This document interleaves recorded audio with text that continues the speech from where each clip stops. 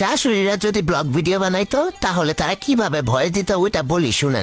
সকাল 6টায় ঘুম থেকে উঠে দেখলাম আমার বৌমা এখনো ঘুম থেকে উঠেনি। রাগে তো আমার শরীরটা জ্বলে গেল। এরপর আমি রাগ করতে করতে চলে গেলাম রান্নাঘরে গিয়ে কাজ কাম কিচ্ছু করলাম না, শুধু শুধু বাসনগুলোরে ধুমধাম করে ফেললাম, এখানে ওখানে আওয়াজ করলাম। তারপরও যদি দেখি নবাব জাতির ঘুম ভাঙে, কিন্তু ঘুমটা তার ভাঙেনি। এরপর হাতার নাম করে একটু বাইরে গেলাম। বাইরে গিয়ে যার যার সাথে আমার দেখা হলো সবাইকে বলে আসলাম যে আমার বৌমা এত বেলা হয়ে গেছে এখনো ঘুম থেকে উঠে নাই।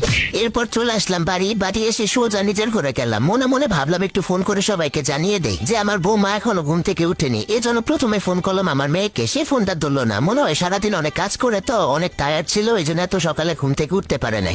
এরপর এক এক করে সবাইকে ফোন দিলাম, মাকে ফোন দিলাম, বোনকে ফোন দিলাম, আত্মীয় স্বজন যারা আছে সবাইকে ফোন দিলাম। ফোন দিয়ে সবাইকে এই সুযোগে জানিয়ে দিলাম যে আমার বৌমা এতটা বাজে এখনো ঘুম থেকে উঠে নেয়। শ্বশুর শাশুড়ির প্রতি তার যে দায়িত্ব নাই এগুলো বলে দিলাম। এরপর আমি আর কি করব, টিভিটা চালিয়ে একটু টিভি দেখতে বসলাম। এরপর দেখলাম নবাবের বেটি ঘুম থেকে উঠলো। ঘুম থেকে উঠে আমাকে এক কাপ চা এনে দিল। চাটা খেলাম, চাটা অবশ্য ভালোই হয়েছিল, কিন্তু ভালো তো বলা যাবে না, তাহলে তো নবাবের বেটির আবার তেল বেড়ে যাবে। তারপর তাকে বললাম কি ব্যাপার, বাপের বাড়ি কোনোদিন চা বানায় খাওয়া নয়, মনে হয় পানিটা তো ঠিক মতো ফোটাওই না। এরপর একে একে সে সংসারে সব কাজ শেষ করলো, আমি কোনো কাজই করলাম না। আমি শুধু তার পেছন পেছন ঘুরলাম আর তার কাজের যত খুঁত আছে এগুলো ধরলাম। এরপর দুপুরবেলা খেয়ে দিয়ে যখন একটু শুইলাম আরাম করে, তখন ছেলে এসে বলতেছে তার শ্বশুরে নাকি শরীর ভালো না, সে তার বউকে নিয়ে তার বাপের বাড়ি যাবে। আমিও তখন সাথে সাথে শরীর খারাপের নাটকটা করলাম। নাটক করে বললাম আমার তো শরীরটা ভালো নেই, কিন্তু তারপরও সমস্যা নেই, আমি একাই থাকতে পারবো, তোমরা গিয়ে ঘুরে আসা।